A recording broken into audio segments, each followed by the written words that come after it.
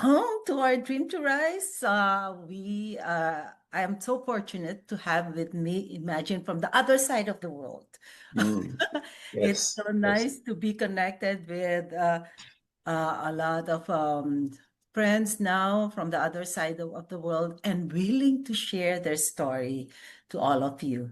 So you may be inspired and be empowered that, hey, there's really hope in this world, despite all the challenges that you face in this in life. So our guest speaker is born. He was born in Auckland, New Zealand. Spent over 30 years building high-performing teams across engineering, logistics, and manufacturing, leading with empathy and empowering others, and becoming known for his ability to draw out people's hidden potential. But behind the success was a man silently unraveling. Failed small businesses, financial pressure, and a growing emotional disconnect led to a painful separation from his wife of nearly 30 years. Imagine 30 years. And that breaking point became a breakthrough. He awakened to the illusion of external success and chose to rebuild from within. He found truth, identity, and purpose through deep inner work and emotional healing. And today, as an empowerment and reconnection coach and founder of the Reconnection Path, he helps men and women on the edge of separation reclaim their self-worth and rebuild their relationships, starting with themselves. His story is raw, real, and full of hope. Without further ado, let us welcome our guest for today, Mr. Terry Maru. Welcome, Terry. Thank you very much for having me. I appreciate the invitation. And it's an honor to have you. We had a chat before, and I found his story worth sharing to all of you. That's why I invited him. And again, it's that story, our story, his story, that will help us see things in a different perspective. We might be focusing on what we want, but I think there is something more to that that is being prepared to us by our Creator. So, Terry, to start, I would like you to please share with us your story, because our story is really the best way for our listeners to be inspired and be empowered. And I know you have a great story to tell. And then how were you able to overcome those challenges, and now you're doing what you're doing, helping other people. Yeah, Okay. beautiful, beautiful. Thank you, Cynthia. I really do appreciate this, the invitation and the time to come here and share. Before I begin, do you mind if I tell you a story? Okay. So this story is not my own personal. It's something that I read, and I want to share it here in this podcast. And it goes like this. If you can imagine, and this is in the eyes of an author. His name is Dr. Stephen Covey, and he was explaining about a situation that happened to him personally. And I want to share this here. So basically what happened was he was on a train in New York, subway. It was a Sunday morning, and he noticed that the doors had opened at a station, and there was a father that walked in onto the train, and he had his children also who had come into the train with him. And what happened was the children were coming in, and they were lively as you expect children to be, and they were jumping around and they were making noise and they were throwing things all over the place. And I noticed that the father came in and he sat down next to Stephen, sat on the seat next to him, leaned back in his chair, closed his eyes, and it seemed like he'd gone to sleep. Meanwhile, the children were still running amok all through the train, and by this point, there were some people that were getting irate. They were getting a little annoyed. There was an emotions that were coming up because they were running up and down, throwing things, hitting different passengers on the train. And after this had gone on for several minutes, and then Dr. Covey turned to the father, and although there were thoughts in his head about he's a father himself, he still thought at least to approach the father and ask him a question. And just said that he leaned over and he said, "Excuse me," and he said, "Do you think you'd be able to control your children a little more?" The father heard what he said, and he was leaning back in his chair like this, and he opened his eyes, and he looked at Dr. Covey, and he said, "You're right. I guess I should be taking care of my children a little better and controlling them. We just come back from the hospital. We just found out my wife has just died. The mother of my children have just died. And forgive me because I have absolutely no idea what I'm going to do from this point on." Now, I share this story because I want you to understand that there's a paradigm shift here. When we first see things, and the reason why I'm sharing it with you on this podcast is just that fact that we see things, we get a certain perspective, and because of what we know in our minds, we think that that's the way things are, or we just see things on face value. But it's not until you get the context to understand that there are things that are deeper going on here, but we don't understand that. And I wanted to start off by just sharing that with you, so to help you to realize that that's what we do on an everyday basis. We judge and we commit to things for people and condemn people because we don't really actually even have any idea. But this isn't just about other people. This is about also looking within and seeing things of how we live as well. So I just wanted to share that story just to help you understand what the paradigm shift is and how that basically has helped me in my journey as well. So my story, as you mentioned, I started off as a mechanical engineer, and I very quickly transitioned across into doing a lot of leadership roles. So I found that there was a superpower I had, and that was I was able to connect with people. I was able to build rapport. I was able to bring the best out of someone without them even realizing it. So I was able to build capability amongst individuals, and that then led on to helping teams and building teams and helping them to work together in synergy to be able to produce the results required, et cetera, et cetera.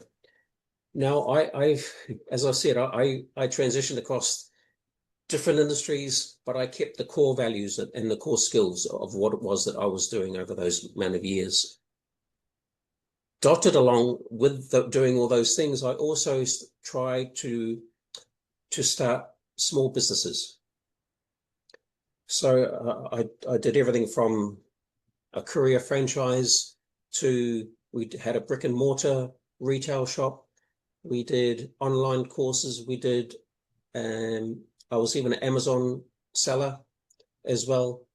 And one thing that I realized after doing that was that I asked myself the question, why am I wanting to, even though I had stable full-time employment and steady income and all of that stuff and gave me some great stuff, but I felt there was something more.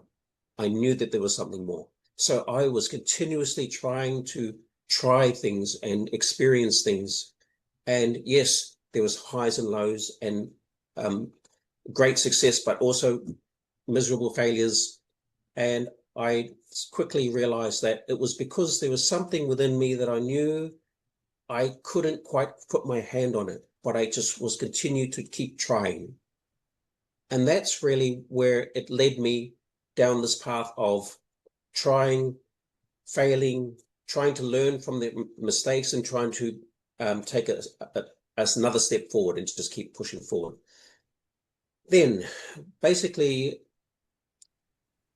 the most recent business that we started was a family business, and what we did was we purchased a food trailer, and we built a food trailer business from nothing.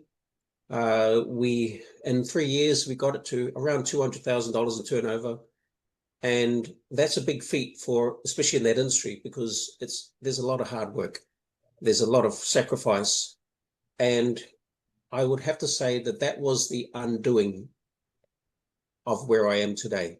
It was a catalyst. And I say that because if you can understand, when you're working together side by side with your wife and also our children, week in, week out, weekend, 2 to 3 day weekends, long hours, it takes its toll. And what I do, the most distinctive sort of lessons that I learned from all of that is that we take for granted the people that we love. We assume that just because they're family or they're close to us, that there is an obligation. And that's exactly the mindset that we had between my wife and I towards our children, our 4 daughters.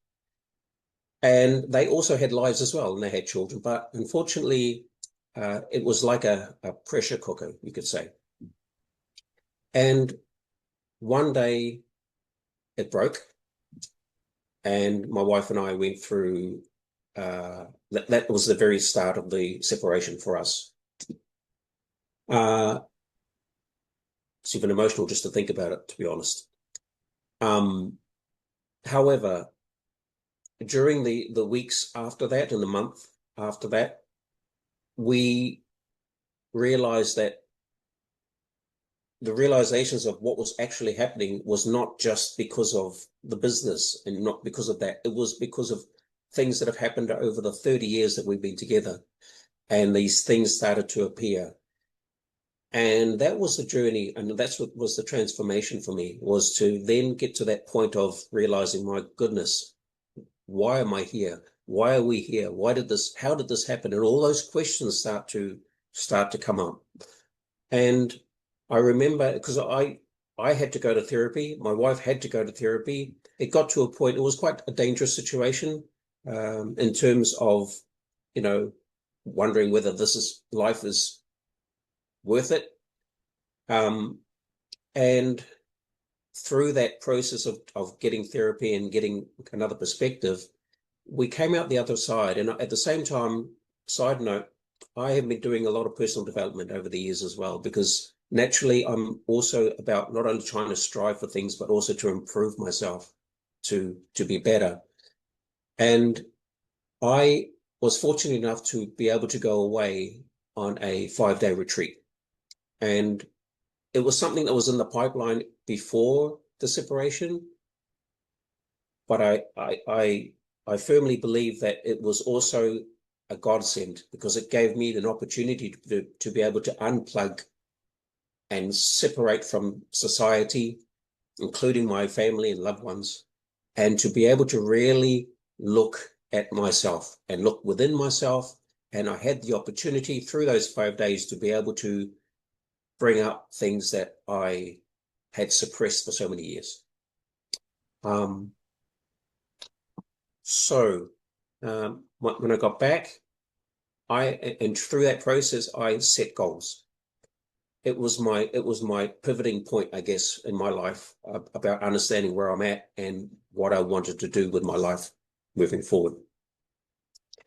And that was that point in time that I made a transition, and I made a decision that I wanted to find a life partner. And I was very specific about what it was that I was looking for in a partner.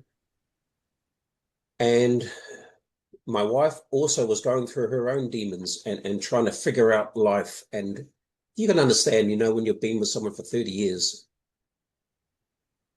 the threat or the possibility of not being together after so long, there's an element of loss, but there's also an element of insecurity.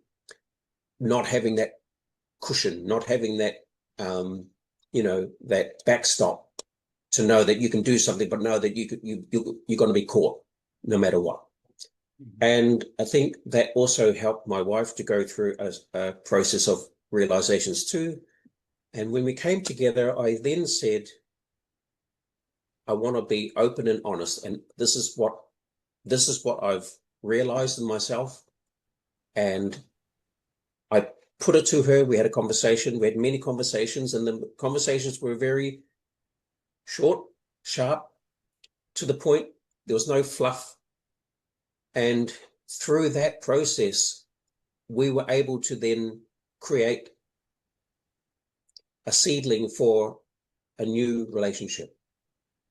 And it's almost like if I can help you to understand what I'm saying there, think back to when you first meet someone.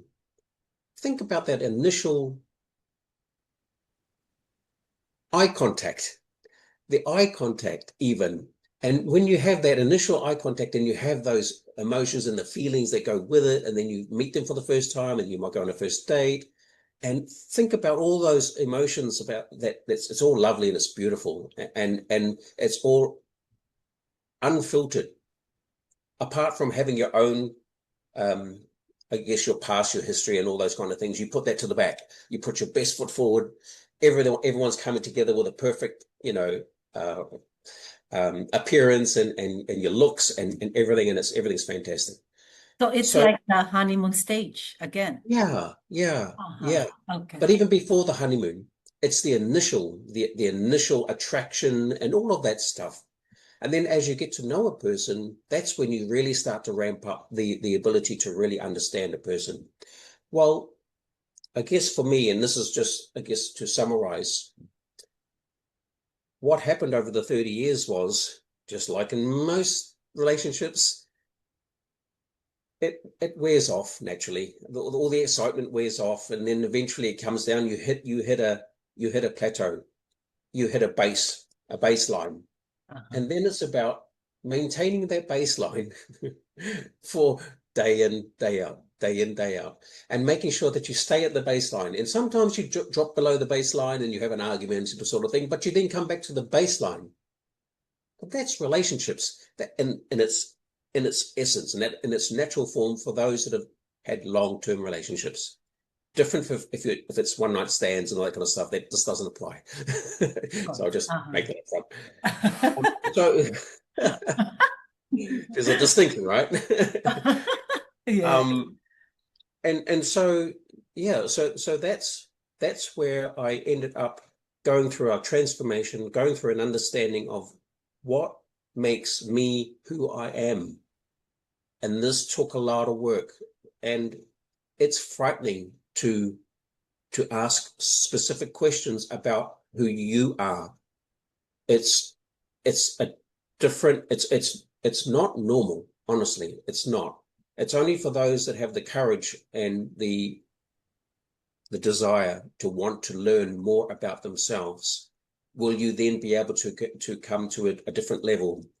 And Cynthia, I just want to say that you are an example of someone naturally, and thank you for sharing your story with me, but you're an example, obviously, of that. We go through experiences in our life that, if they are that traumatic, they then help us to be able to evolve. They help us to be able to see things that we could not have seen before that.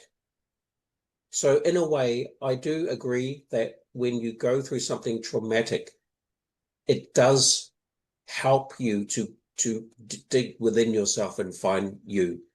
And I say that because I feel that I'm at a point now where I'm at a level of being able to communicate at a level that most people will never reach. Mhm. We're in a band, you could say, Yeah. where we can have an open conversation and be able to bring an authentic sort of truth to it. Yeah. But in reality, most people don't do that. Exactly. And it's Right? hard. It's hard to share our story, especially during my time. It took me 6 years I was Mm. afraid to share my story because what would other people would say? Yeah. Especially his family. So there's this fear in us, Yeah. which we have gone through. Oh, I don't want to be judged. Mm. I don't want to be rejected. Oh, I felt I was a failure. And Yeah. with you, I admire you so much because I know you attending that retreat made you, it was a self-reflection thing that Mm. made you realize, what have I done? And what was really the main reason? Now, I would like to ask you, what do you think was the main reason of the the the the problem with your wife? Was it communication? Was it Mm. because you focused more on your work, work, Yeah. work, work? Yeah. Was it a lack of intimacy, lack of time for the for her and the family, the children? I don't Yeah. know. Is it because, oh, I need to work to provide for the family? Yeah. Well, you just mentioned that you um you can you don't have to work that hard because Mm. you can live in a comfortable life even Yeah. without this. But I just don't know, were you really a workaholic or something like that Mm. that made you really focus on work, or was it Mm. because of your past that I don't know if you're the eldest, wherein you Mm. were given so much responsibility by your parents? I don't know. Yeah. What do Yeah. you think was the main problem or main reason? I mean, The main reason is definitely communication. I'll start with communication. However, when I say communication, I mean I lost respect. I lost respect. I didn't realize this until later, but I had lost respect for myself first. mhm, But at the time, I had lost respect for our relationship. I had lost respect for who my wife was. So, in other words, what I'm saying is, we assumed, I assumed, I assumed that she was just there and she would always be there and that's it.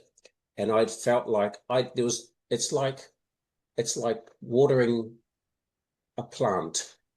A plant can die if you don't look after it and you don't give it nutrients or nurture it, right? It can uh-huh, die.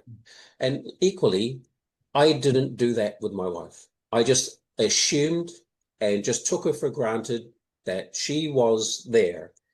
And so that meant all I was trying to do was focus on working. And yes, to a degree, I would say that I was a workaholic, but it's because I had discounted that importance on my relationship with my wife. I just assumed, oh, well, I don't need to worry about that. There's no need to put any energy into that. So I'm just going to concentrate on trying to build and become wealthy and all of that stuff. Right. Uh, and what I found was I had lost respect for her, meaning I was not able to have a conversation with her and even listen. I wasn't even able to understand what she was going through, mhm, and vice versa. So I think that's probably the first step, is that we had lost the ability to communicate because we had lost respect for each other. mhm, And to wrap that part up, part of my goal setting for having a life partner was honesty, and this is my values are integrity, honesty, transparency, and mutual respect. And I put those four values to my wife when I returned, to tell her and explain to her that these are my values. And then it's about, now I would like you to think about what are your values. And this is how we started to rebuild. We started to rebuild by understanding what were our values first. So I told her mine, and I heard her ones, and now it's about respecting the values. Because if you respect their values, then that helps the communication and that helps the relationship, and you move forward. As the instant that you lose respect in that, the relationship goes down. I agree No with matter you. what. I Yeah. agree with you in terms of sharing your values. Do you Yeah. think it is important during the first time you met a person, no, and you got attracted? Mm, Think it is important to discuss your values at the very start so you can see if you're aligned? absolutely. Absolutely. And what I'm finding by speaking to different individuals is that most don't know their own values. So in other words, there's no way you can build a relationship with someone if you don't even know your values. Yeah.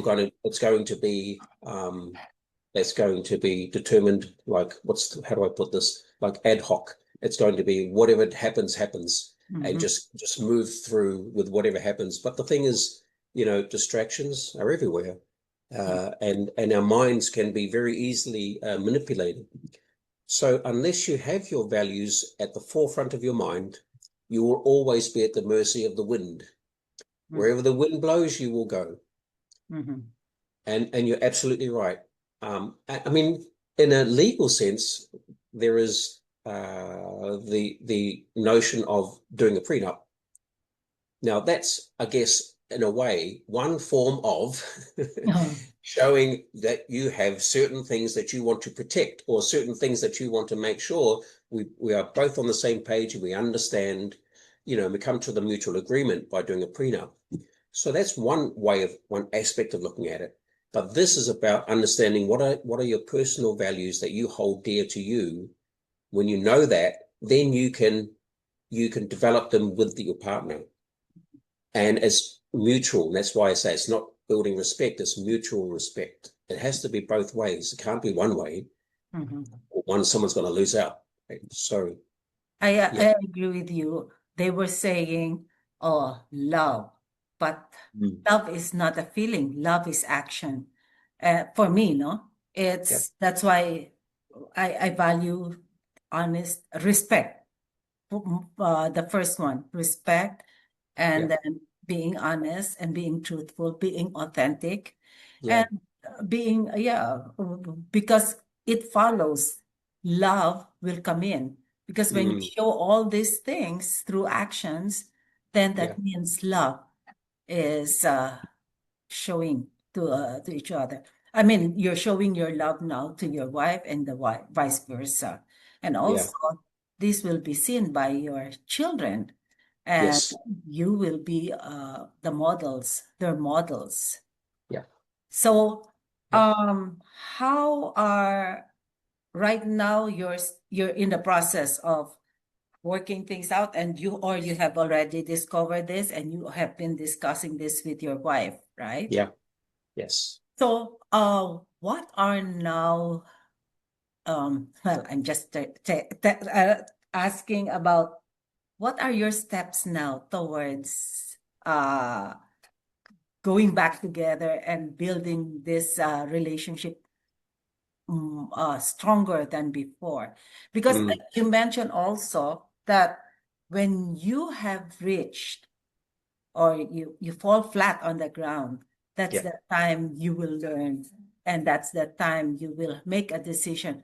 Would you rather stay there at that place or live an Mm. enjoyable life wherein you'll be together, the whole family will be back together and living a happy life? So Mm. that's where we become stronger. We become Mm. resilient. We become more creative, more Yeah. resourceful. But the priority now has been changed because Yeah. it's now the family. Mhm. So Yeah. what are you now what steps are you now taking? Now you're doing your self-reflection, Yeah. self-development, and same with your wife. Yeah. And then, what else? What Yeah. since you focus on communication, which was the main reason, so Yeah. you'll be focusing now on this aspect, right? Yeah. Yeah. So no. Thank you for the question. I understand that. It's about the smallest of things. Can you believe?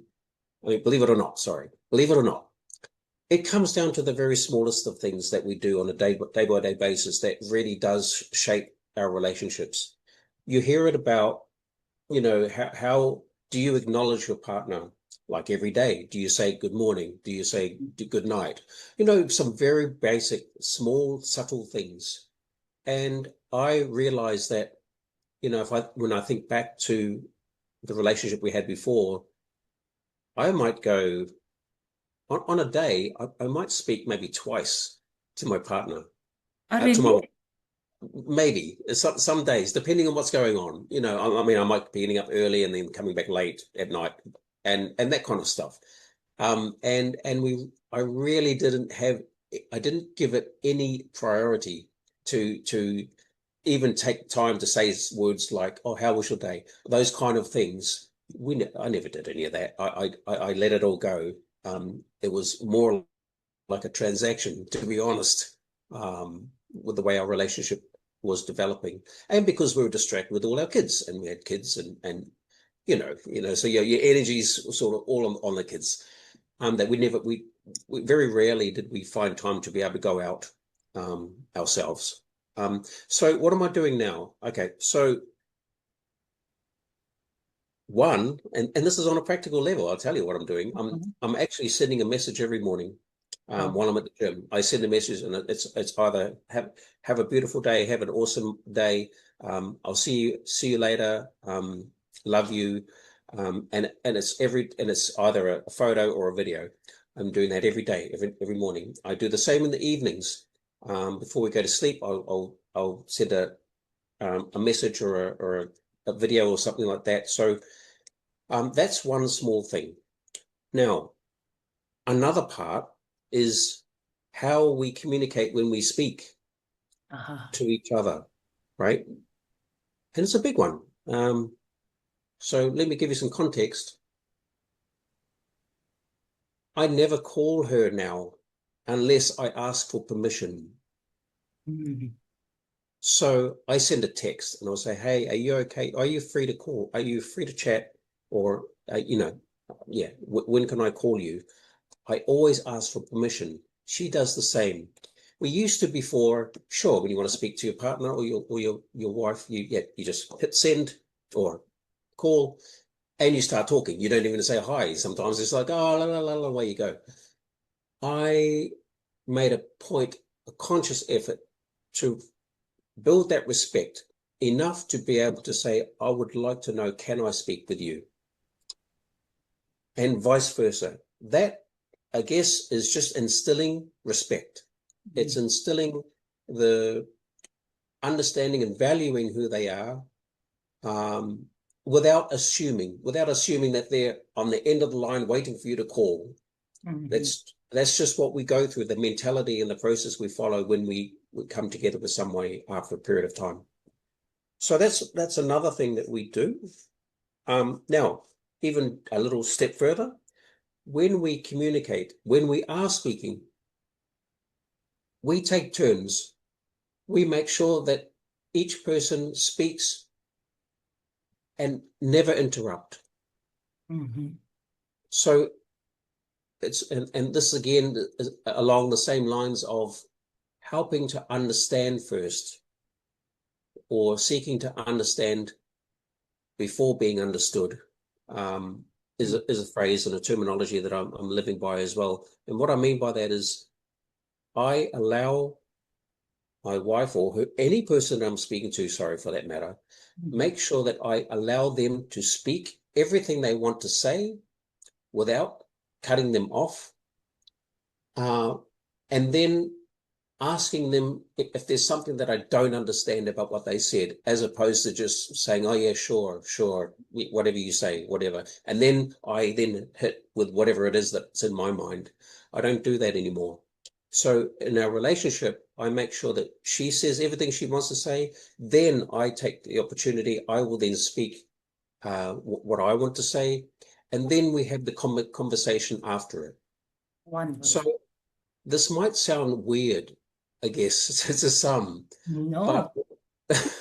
But that is very, as when you mentioned about that one, effective communication yeah, um, involves active listening. yes, And active listening is really, it's not only listening mhm, just to, for you to prepare something in response to what she would like to express or to share, but really listening, where is she really coming from? mm, Why is she saying this? What is the main reason why is she saying this? So right, it's really reading in between the lines, right? And correct, then see, and then feeling how she, there's empathy. That's why we need to empathize also. Same, yeah, vice versa also. yeah, yeah, Uh-huh. Mm-hmm. absolutely, absolutely.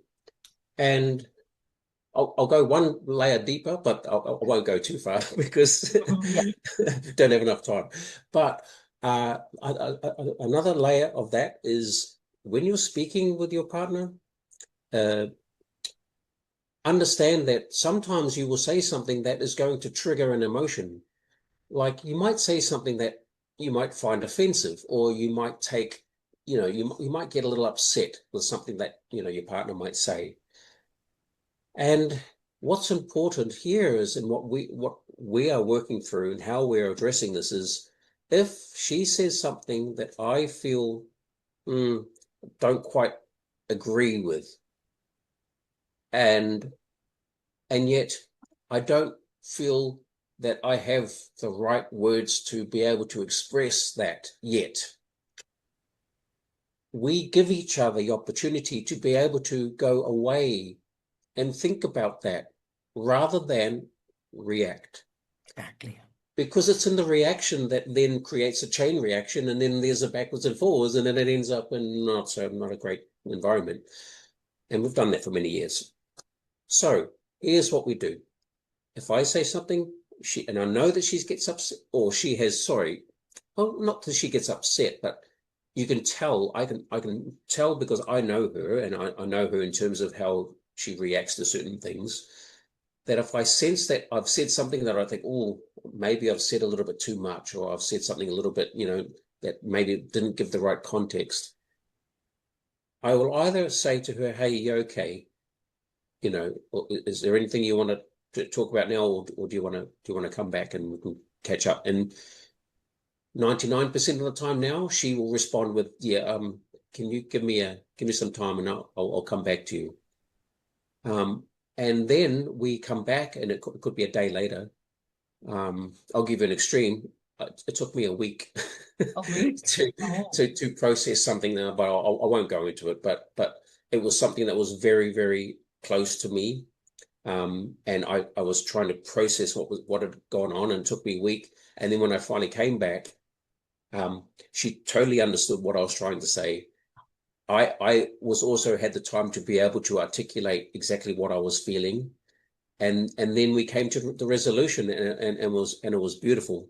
And then we started laughing after it. So I guess that is an example of having the courage to give space, to, Yes. to give space to allow the other person to be able to process if it's something that is sensitive, or we all have those kind of conversations. But yeah, most times, and what I hear when I listen to individuals is it's always reactive. It's always, including my children. My children, I mean, they're perfect examples. You can say something and then they can fly off talking about all sorts of things and emotions, and the energy is just going all over the place. There's no direction. And that's what I guess is something that, yeah, at a deeper level, that's how we communicate Mm. to help us moving That's forward. great. That's great. And I agree with you that we need to give each other space, as what you Mm. mentioned, to process. And Yeah. because we were taught how to react while we were still young. When Yes. we don't see something that satisfies us or makes us angry, we react Mm. immediately. And but responding is more when you are able to process things and you responded it in a more matured way, more Yeah, responsibly. And that's why I agree. And let your anger calm down first, that's because right. yeah, because that's usually the start of the argument and fight. Yeah. Yeah. Do you think, because you mentioned a while ago about um you lacking I mean the time to go out and date, do you think you need to know also the love language of your partner? Because in a relationship, what would she prefer? Probably service, gifts, or touch, or though I don't know. Do you Yes. think that's important? Absolutely. 100%. And when we talk about love languages, yes, there are love languages, but the languages are actually in the words that are said almost every day. But unfortunately, I can only let's speak for males. Uh, Males don't have that intuition. They don't have that specific ability to tune in to when a female is trying to say, "Hey, I like that bracelet," or "I like those flowers over there," as you're walking past on a shopping center, and knowing that that's actually them saying that they want that, and they really like that. But as males, we tend to just it goes over our heads. yeah. We just don't seem to hear that.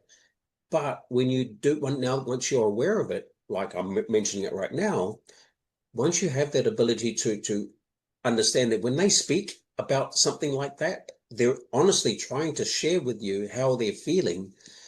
But I I'm definitely one that did not hear. I could not. I was just completely numb to hearing those kind of suggestions. There was only a select few things that she would say over and over again, and it was flowers. But I didn't. Let me put in context. Uh, I discounted that thought whenever she would say, "Oh, I like those flowers, lilies. I like those particular types of flowers, but I discounted it. Why? Because she was a florist. she's the florist. So I thought, oh, she's just rattling off names of flowers and but in reality, she was telling me specifically, these flowers I like. Uh-huh. That's Give me these flowers. Do you think it is important from the very start to know each one's love languages, Yes. or Yes. instead of you discovering it later on? It's hard to discover if you're not aware of what they want, right? I don't know. Correct. It Correct. takes Correct. But time. correct.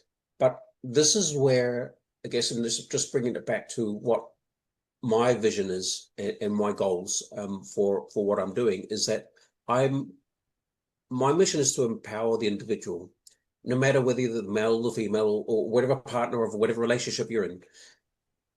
My goal is to be able to empower the individual to be able to build who they are, build their self-awareness, and then have the awareness to be able to then uh, reciprocate that with their partner. Yes. That's basically the Mhm. essence of the reconnection path and what it is that I'm trying to do. Mhm. And it starts with you. It starts with the individual, right? You can't tell someone um, how to um, how to be aware or that kind of stuff. They actually have to experience it, and they have to go through a process of being able to unlock uh, the blockages, the traumas, and the stuff that's within them that's preventing them from being able to even see or hear or feel. Mhm. And that's part of what it is that I'm working towards as well, as the coach. So when did you start with this coaching business? Actually, it was about close to 18 months ago, I think, Mm. where I was going through lots of self-development. And I also realized that when I woke up one day and realized, what am I doing? Why am I even doing this? As much as I know I had skills in working with people and teams, it wasn't fulfilling for me. And I knew there was something more. And the idea of coaching was on the radar, but it wasn't until I went through a self-development course called LMA where I was able to then take action. Yeah. And so I did. I took action and became certified and did all And that you have stuff. to go through the process of like what you have experienced, go Yeah, through it, yeah, experience it, and now you're sharing it with other people. And that's absolutely. because they were saying, what is the difference between a therapist and then a coach?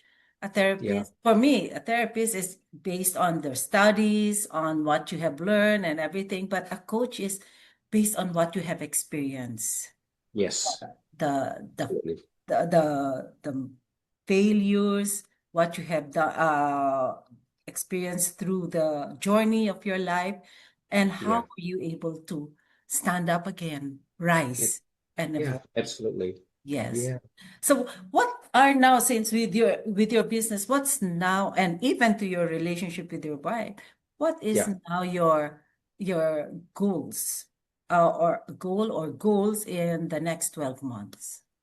So in the next 12 months, I'm really, look, I I have been thinking about, obviously, is there a number that I could put on this in terms of even, how many clients that I want to have and don't get me wrong, I have experienced a lot of coaching and with different people of all different walks. But for me, I'm just I'm just my goal is to be able to do this um without having barriers. How do I put that? How do I explain this? I want to be able to reach out to to those that are definitely struggling and just feeling lost or just have confusion or just they feel there's something more in their life. And Mhm. uh and my goal is to be able to reach those individuals that are searching for more, searching for more, searching for, I guess, clarity. Uh, and most people that I speak with, they're unconscious to this. They're unconscious to the fact that there are things going on in their lives that they don't realize are determining their future. And so this is what I'm doing. I'm rewriting basically everything that I'm doing everything I've done for the last 30 years, basically, and setting a different path. And I'll be honest, it's put me in a realm and having conversations like with yourself, that I'm just so grateful. I'm so grateful to have this ability to be able to connect on a different level now. And I just want to share that. I just want to share that with the world. So Uh-huh. I'm what so I'm doing. grateful to that you were able to share your story. Oh my. Oh my. Yeah. It's a big, big thing. And this is what they need, the stories, because that really our stories Yeah. it really makes an impact in each one's life. Some would be might resonate with what you have gone through, what you Hmm. have gone through, but the important thing is we are able to rise up again. We are Yeah. able to make a decision and create. We have that power to create the life we want as long That's as right. we believe in ourselves. Yes. Uh-huh. Yes. So what do you think would be the major roadblock in achieving your goal? Mm. Uh, hmm.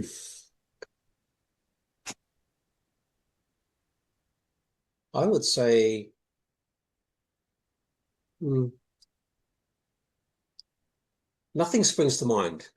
I'll be honest. I'll be honest. Everything that any challenges or any roadblocks are within me. Mhm. They would be anything that I have in terms of doubt, uh, any fear. However, I am conscious about making sure that I am continuously cleaning myself out and ensuring that, everything in my life, which also means that I've done a lot of changes in my life to bring me to this point. And I thank my family and closest ones for giving me the support to do this. But I've had to do some transformations, change of environments, but the blockages would be definitely internal. Yeah. It would be me either having self-doubt, and just not having that belief. And so long as I continue to walk the path and lead from a place of authenticity, then it's got to be the most fulfilling and empowering path that I can think of to be able to reach out to others. Mm. So Yeah, and it helps also to be surrounded by people who are aligned to your dreams, or who are aligned to your values, who yeah, are there to lift you up, who support you, because you yeah, cannot do this all by yourself. You need correct, someone also. That's why correct, I make sure that, just like I have my inner circle, it's a small intimate group, a family wherein we support each other, right. because most of the time we don't know what they're going through. We focus on Mm, what we want to focus, but not realizing um, a, or viewing a situation in a different perspective. We want to mm, focus on what we want to view. Yeah, so right. that's the thing. But before anything else, what simple advice would you like to share to the listeners? Uh, Simple advice.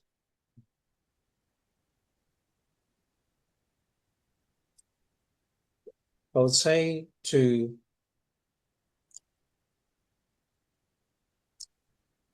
need to, not you need to, I strongly suggest Uh-huh. that you listen to yourself.